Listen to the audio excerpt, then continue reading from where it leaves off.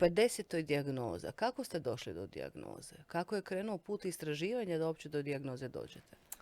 Nisam uopće istraživala, jer sam s tim osjećajima živjela cijeli život.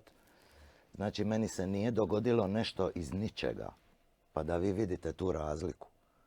Nego je to jednostavno od kad znam za sebe, znači, i taj nemir, i nepažnja, i svi ti jaki osjećaje. Mi imamo strašno jako izražene osjećaje koje često prikrivamo, naravno, da bi se uklopili.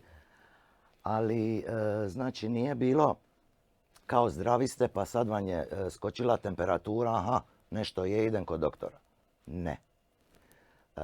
Ja sam počela tad imati strašno velike i učestale napade panike. Naravno da ja nisam znala da su to napadi panike.